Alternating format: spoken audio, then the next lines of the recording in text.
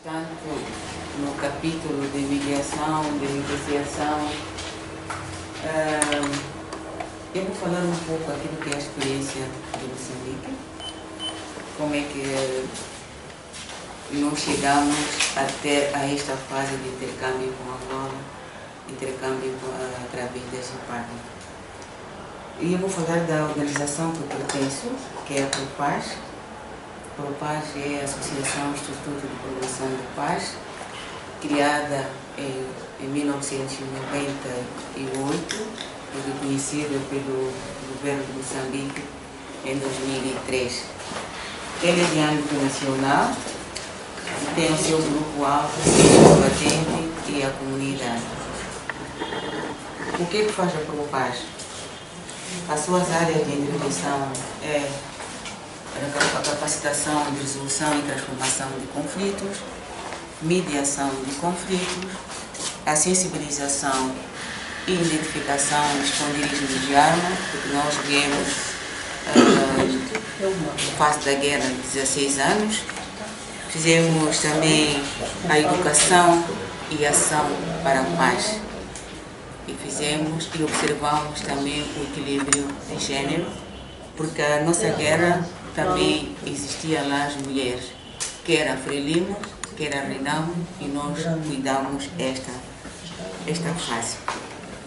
Por que se cria a PROPAS? Em 94, quando assina-se o Acordo Geral de Paz, as Nações Unidas introduziu vários programas. E os programas que foram introduzidos foram programas de projetos de rendimento. Esqueceu-se a componente de educação para a paz. O grupo-alvo, tínhamos lá os homens com maioridade, que entraram no exército com 18 anos, mas também tínhamos crianças com os seus 14, 15 anos que entraram no exército. E a nossa, quer a Frelimo, quer a Renamo, recrutou este grupo-alvo. Mas dizer que depois da assinatura do Acordo Geral de Paz, quer a Renamo, quer a Frelimo não aceitou que tivesse recrutado a criança por causa das convenções internacionais que foram assinadas. Mas era um caso que estava lá existente. Quando se começa as reformas ou as pensões, porque este grupo não teve os 18 anos, ou os 10 anos requeridos na nossa Constituição para ter a reforma, eles não tiveram o direito da sua reforma. Mas eles queriam os seus direitos. Então foi quando a PROPAS entra com esta componente de educação pela paz, fazendo a mediação, fazendo a sensibilização, dando a capacitação para resolução e transformação de conflito. E isso fomos aos poucos conseguindo. Começamos por nível mais básico, que é os distritos, as províncias, até a capital. O que nós fazíamos? Íamos às associações, trabalhávamos primeiro com as associações, íamos a uma associação, por exemplo, a MODEG, íamos à delegação distrital, capacitávamos a lideranças na área de resolução de conflito, a liderança da MODEG do distrito. Depois íamos à província, depois íamos ao nível nacional.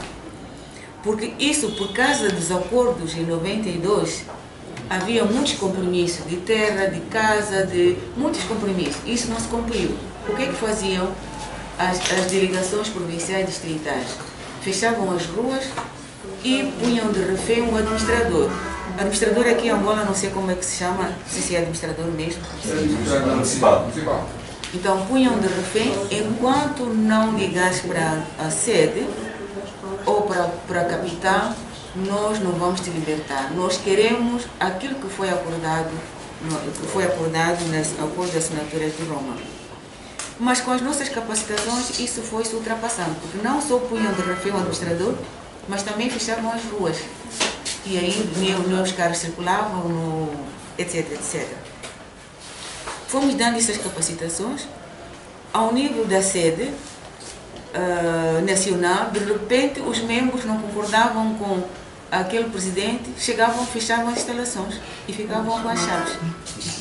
Enquanto tu não respondes, porque não estás a conversar com o governo para responder aquilo que foi dito em Roma, aqui não se trabalha. Então fechavam os escritórios, arrancavam a chave do cofre, arrancavam... Quer dizer, era assim, numa manhã, em fração de 15 minutos, tudo estava resolvido. Tudo se fechava. Então, nós fomos dando essas técnicas, foi quando, pouco a pouco, as lideranças foram ganhando a consciência do que não é pela violência que se pode resolver o problema. Os próprios estatutos falavam-se dessa Assembleia, quando não concordasse com alguma questão, mas isso não se cumpria os estatutos. E nós, quando entramos com essas temáticas, pouco a pouco eles foram ganhando a consciência, foi estruturando a Assembleia. Mas isso não terminou aí, as organizações foram crescendo. Porque eu não concordo com o senhor ou com o mediador, enquanto presidente, vou criar uma outra organização. Fosse criando, começamos com 2 organizações, a de Mimo, que era de deficiente militar, e a Modelo, que é de desmobilizados de guerra. Foi aparecendo outras organizações.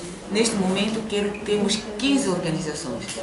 E para aquilo que a gente está a escutar, ainda estão aparecendo outras organizações. O que nós fizemos foi juntar todas essas organizações, criamos um fórum. Este fórum que serve, primeiro era a Propaz, que criou um espaço de diálogo com o governo, onde as associações sentaram, escreveram 18 pontos. Os pontos que havia de pensão de reforma, a qualidade de pensão de reforma, espaço de terra para construir, bolsas de estudo, a saúde e muitas questões que complementavam 18 pontos. E um desses também de criança soldado. Como é que esta criança que entrou no exército poderá beneficiar-se da reforma? E isso o governo aceitou. E um dos pontos também, o estatuto do combatente. Porque só se falava desmobilizado, o acordo, só era o único instrumento que nós tínhamos. Mas nós criamos um instrumento que legalmente nos defendesse. Foi quando se criou o estatuto do combatente.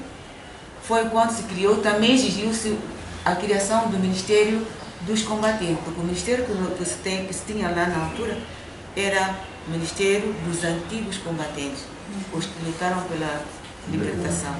Mas da democracia não havia nada legalmente. Então foi quando se criou o Ministério do Combatente, e esse ministério já engloba todos, quer os antigos combatentes, quer os combatentes da democracia. Mas tudo isso vem nos 18 pontos. Cria-se este ministério, cria-se o espaço, o estatuto. Agora nós tentamos espaço de diálogo. Está lá escrito. Mas revoga-se então o Ministério dos Antigos Combatentes. Fica só o Ministério dos Combatentes. O único só. Okay. O único. Mas está lá escrito tudo, mas a praticabilidade não se verifica. Estão lá as leis, falam de bolsa de estudo, falam lá de muita coisa, mas a prática isso não se verifica. Então, o Propaz cria um espaço, uma mesa de diálogo com o governo. E o governo, por sua vez, nós falávamos neste documento, cria uma comissão interministerial. Quando há conversações no Ministério, está lá representado o Ministério da Saúde, o Ministério da Defesa, o Ministério da Extensão Social, vários ministérios que respondem às questões dos mobilizados. Mas até aqui, algumas coisas estão sendo, alguns decretos, como o soldado criança já subiu para 16 anos, isso conseguimos o tal estatuto, conseguimos o cartão de combatente, nós não tínhamos o cartão de combatente, conseguimos alguns benefícios, mas que isso não é tudo. O que é que está a acontecer agora? Quando há mesa de negociação, que estava a dizer o que nós acabamos de assistir agora, no lado do governo, indica o senhor mediador, ternura, vai representar a comissão ministerial.